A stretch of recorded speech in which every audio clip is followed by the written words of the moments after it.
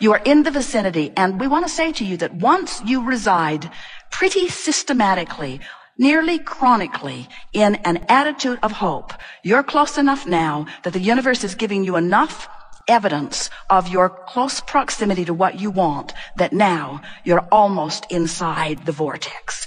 And when you find a little bit, only a tiny, tiny, tiny little bit of belief, you're in. You're in. And in the moment that you move within vibrational range, now things start showing up. Things show up all over the place. You begin to feel the cleverness and the clarity and the power of your beingness. Now, most of you are moving in and out of your vibrational escrow all day, every day, depending upon the subject. There are some subjects you're so far away, nobody wants to talk to you about that anymore. You know those subjects. You have friends that have them, that issue they've got. And they always, no matter what you're talking about, they manage to bring the conversation around to that issue. If you keep beating the drum of where you are in relationship to what you want, you just hold that tension.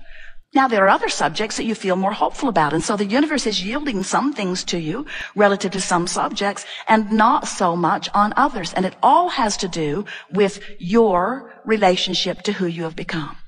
However, we want to say to you that your usual attitude about one thing or the other is consistent enough that you have a pretty steady relationship with your vibrational escrow.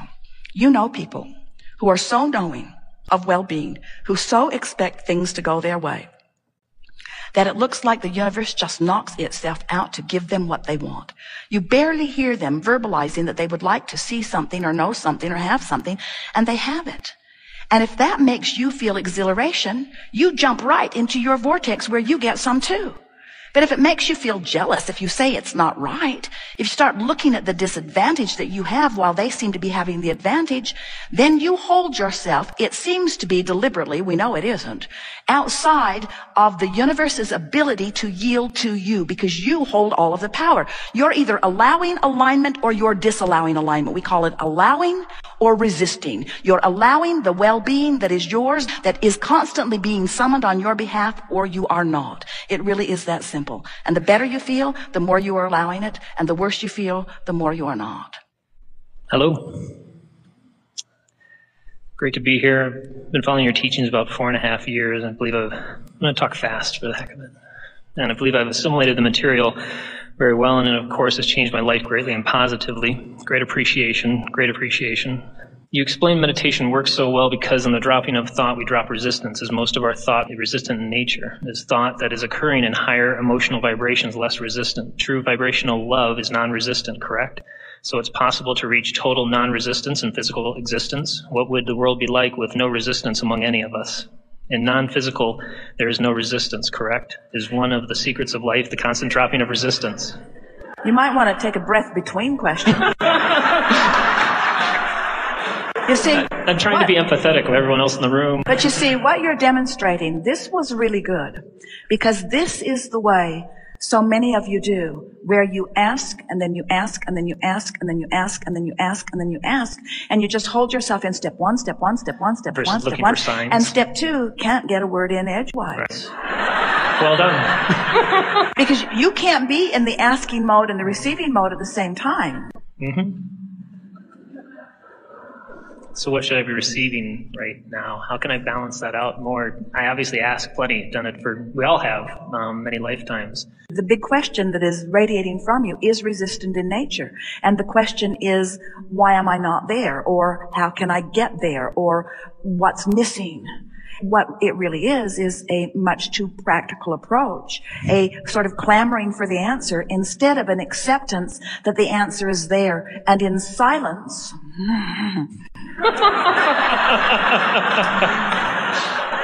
as in meditation, there can be the receiving of the answer. And, you know, it's interesting because when you ask and then relax with a knowing that the answer will come, what happens is the universe finds a way to yield it to you. The reason we teach meditation is because it is easier to teach you to quiet your mind altogether than to find pure positive thought on all those subjects where you've practiced otherwise. So, yes, in answer to one of your questions, it is possible to be in physical form and be in a state of absolute allowance, in other words, resistance-free. That is, in fact, what a moment of appreciation is. What would happen if you achieved a state of only appreciation? Well, what would happen is you would then become a constant reaper or manifester of the stuff that your former life had put into vibrational escrow. But there would not be further expansion without contrast. However, you can get so good at asking and allowing and asking and allowing that you open the gap and close it and open the gap and close it and open the gap and close it, that those watching you would not ever be able to discern anything other than confident, loving, secure, appreciative emotion from you. But you will always be able to distinguish the difference between what you have recently become and your in-the-moment ability to keep up with it.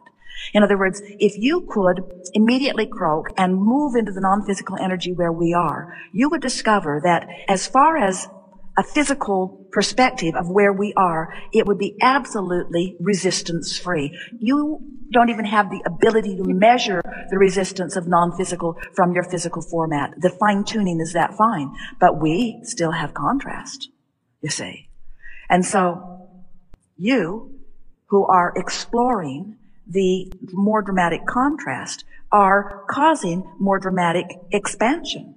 And you will catch up with it, as we have when you have your croaking experience. We like that disrespectful word because there is no death, so we try to disrespect it as much as we can.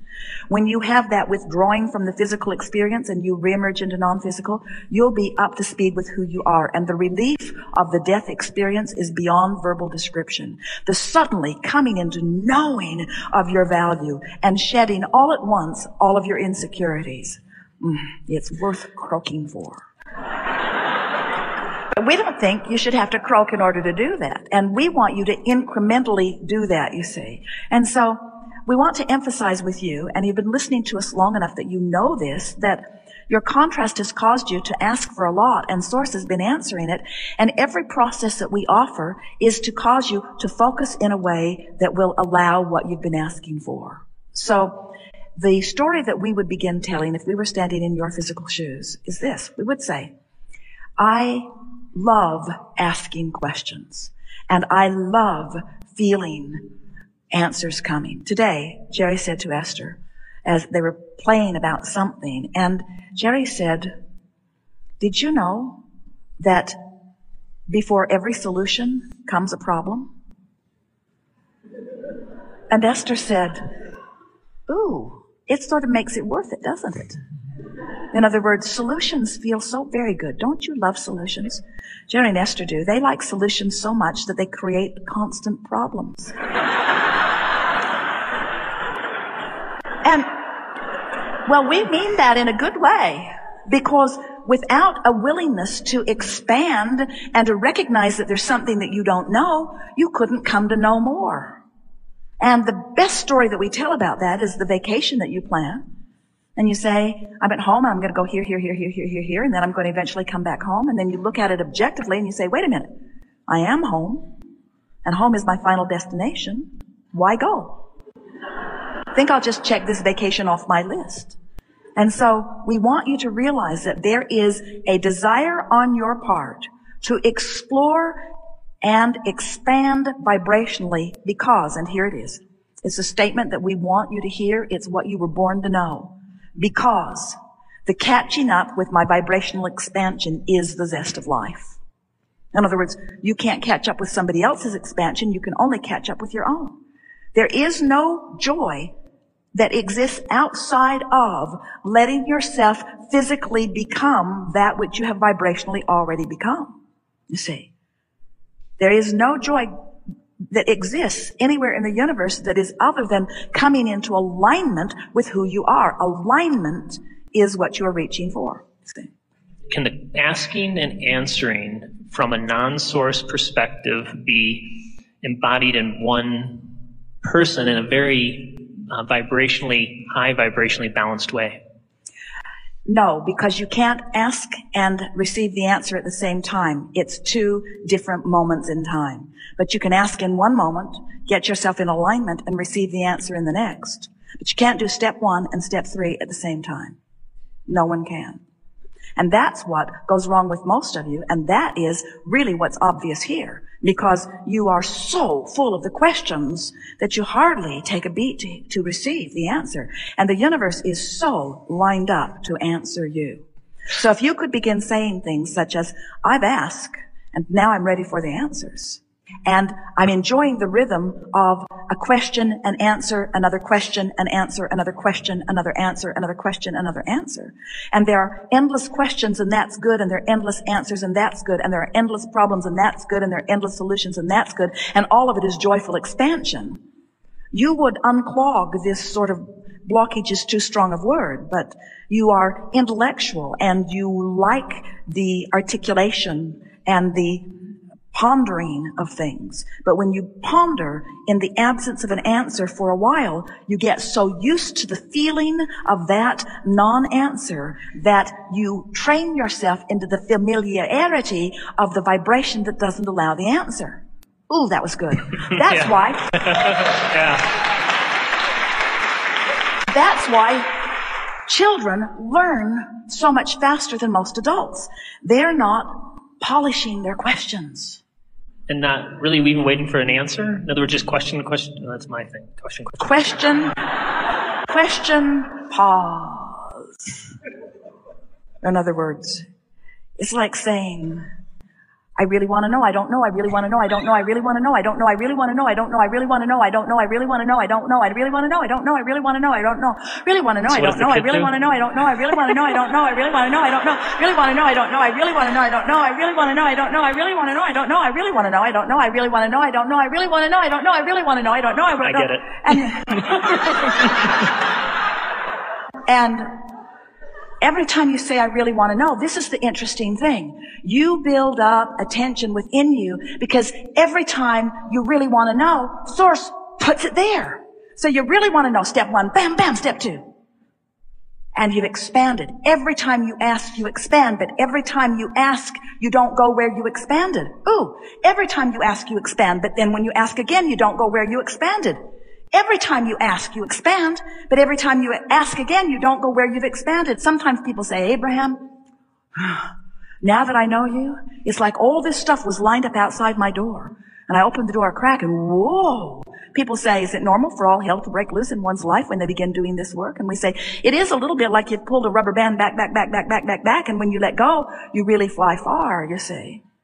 It's just a matter of trusting, and we know trust and the word faith, they're so annoying, but we want you to trust in the system, trust in the law, trust in our knowledge that your vibrational escrow is brimming. Trust that it's there, and then do everything in your power to get in there. And we don't think asking another question feels like it's getting you in there. I was just thinking. Asking another question just sort of nails your feet to the floor where you are. But.